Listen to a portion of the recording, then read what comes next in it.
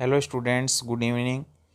आज बात करेंगे एक्टिनाइड की ऑक्सीडेशन स्टेट्स की। एक्टिनाइड पढ़ रहे थे डी और एफ ब्लॉक एलिमेंट्स में ऑक्सीकरण अवस्थाएं। कौन कौन सी ऑक्सीकरण अवस्थाएं दर्शाते हैं, कॉमन क्या है, इसकी बात करने वाले हैं। तो ऑक्सीडेशन स्टेट्स ऑफ एक्टिनाइड। तो आपको पता है एक्टिनाइड श्रेणी में ऑक्सीकरण अवस्थाओं का परास ज़्यादा है। लेंथेनाइडों में तो क्या थी, कॉमन सामान्यतः +3 थी और ज़्यादा ये ऑक्सीकरण अवस्थाएं नहीं दर्शा रहे थे। लेकिन एक्टिनाइड जो है उनकी ऑक्सीकरण अवस्थाएं विस्तृत परास में होती है। आंशिक रूप से इसका कारण है 5f6d7s स्तरों की समतुल्य ऊर्जा।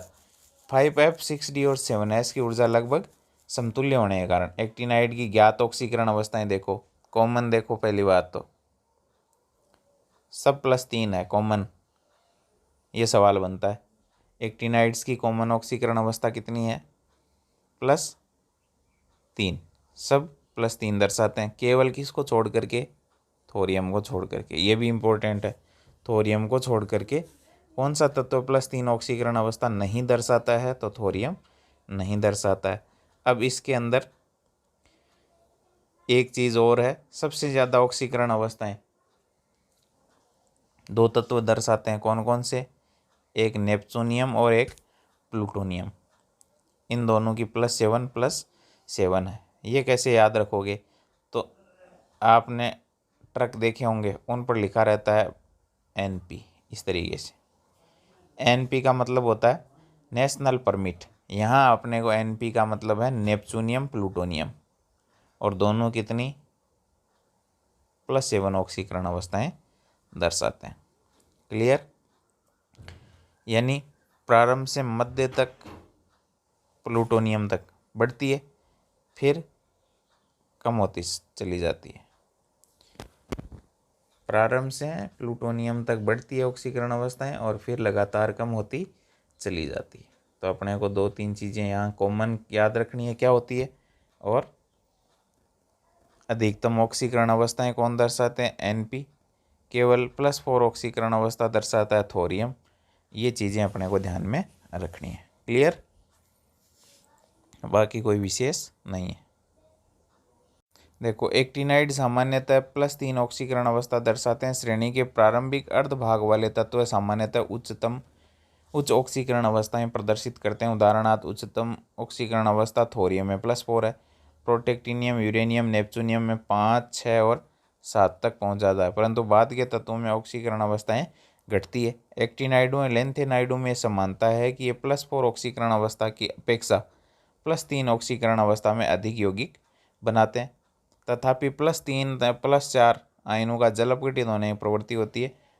प्रारंभ एवं बाद वाले एक्टिनाइडों की ऑक्सीकरण अवस्थाओं के वितरण में इतनी अधिक अनियमितता तथा विभिन्नता पाई जाती है कि ऑक्सीकरण अवस्थाओं के संदर्भ में इन तत्वों के रसायन की समीक्षा करना संतोषजनक नहीं है।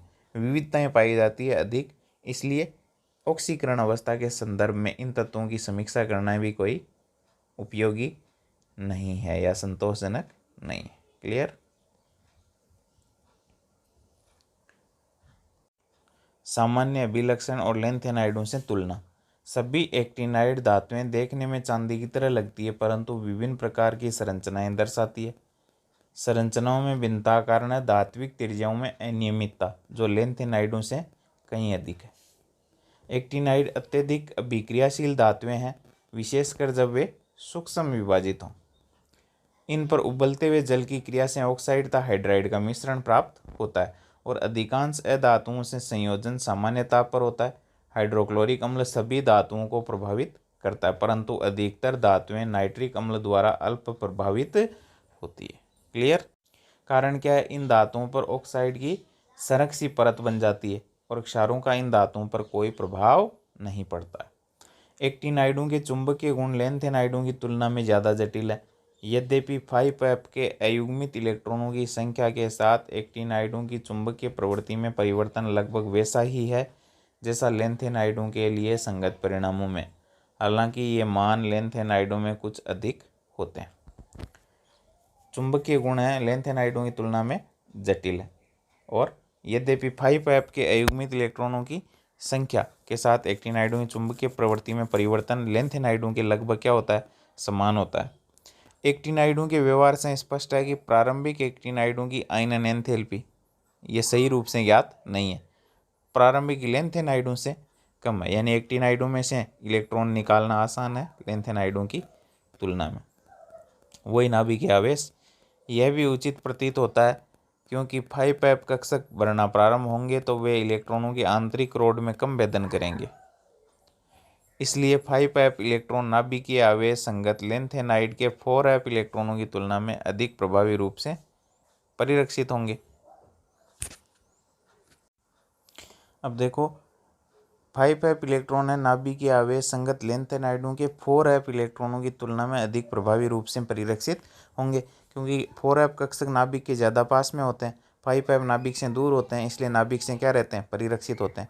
एक्टिनाइडों में बाह्य इलेक्ट्रॉन कम दृढ़ता से जकड़े आबंधन के लिए क्या होते हैं, उपलब्ध होते हैं। तो एक्टिनाइडों में बाह्य इलेक्ट्रॉन जो है वो नाभिक का आकर्षण उन पर कम लगता है, इसलिए वो आसानी से आबंधन के लिए क्या होते हैं, उपलब्ध होते हैं। विभिन्न लक्षणों के संदर्भ में जिनका विवेचन ऊपर किया जा चुका है, एक्टिनाइडों की लेंथेनाइडों में तुलना करने पर हम पाते हैं कि एक्टिनाइडों में लेंथेनाइडों की तरह का व्यवहार श्रेणी के दूसरे भाग तक पहुंचने तक सुस्पष्ट नहीं होता है। फिर भी प्रारंभिक एक्टिनाइड भी लेंथेनाइडों की तरह आपस में सन्निकट समानताएं दर्शाने में तथा गुणों के क्रमिक परिवर्तन प्रदर्शित करने में मिलते जुलते हैं, जिनमें ऑक्सीकरण अवस्था का परिवर्तन होना सम्मिलित नहीं है, यानी ऑक्सीकरण अवस्थाएं जो है काफ़ी अधिक परिवर्तन एक्टिनाइडों में दर्शाती है, जैसा अपन ऊपर देख चुके हैं।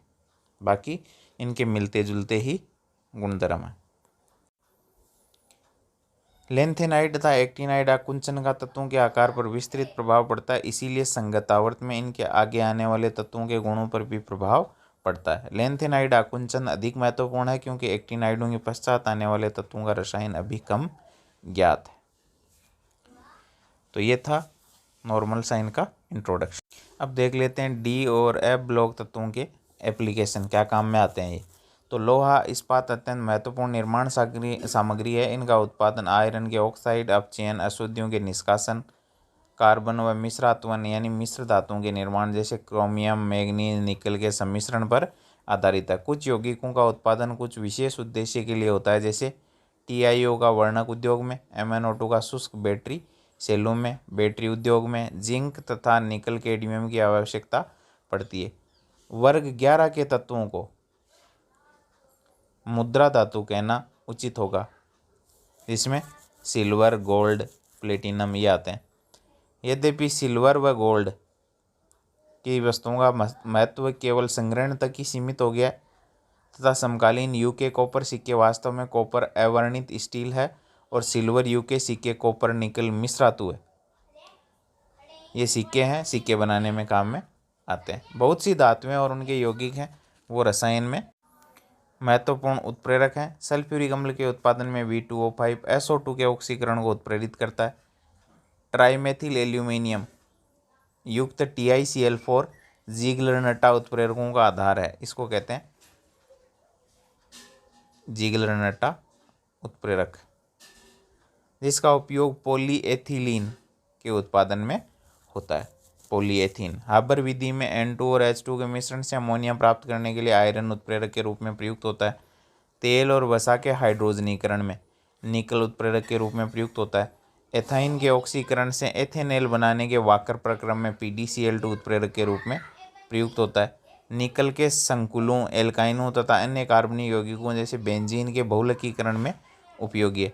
फोटोग्राफी उद्योग AGBR के विशिष्ट प्रकाश संवेदनशीलता गुणों पर आधारित है। तो ये कुछ उपयोग हैं डी और एफ ब्लॉक एलिमेंट्स के, जिनमें या तो डी ब्लॉक के सामान्यतः सदस्य प्रयुक्त होते हैं या फिर एफ ब्लॉक के। सामान्यतः यहाँ डी ब्लॉक के सदस्य उत्प्रेरक के रूप में सबसे ज़्यादा काम में आते हैं। क्यों आते हैं इसकी बात अपन पीछे कर चुके हैं। क्लियर। तो ये था अपना डी और एफ ब्लॉक एलिमेंट्स, जिसका अपन अध्ययन कर चुके हैं। अब इसके कुछ सवाल देखेंगे जो इम्पोर्टेंट है, यानी इसमें से क्या क्या पढ़ना है, क्या क्या नहीं पढ़ना है। इसमें बहुत सारी थ्योरेटिकल चीज़ें हैं, वो छोड़ देनी है अपने को, और परीक्षा उपयोगी चीज़ें जो काम की है केवल वो पढ़ेंगे। तो वो देखेंगे सवाल किस किस तरीके से पूछे जा सकते हैं। ये इसका सारांश है जो आप देख रहे हो डी ब्लॉक और एफ ब्लॉक एलिमेंट्स का। क्लियर? तो मिलते हैं एक नए वीडियो में, तब तक के लिए बाय।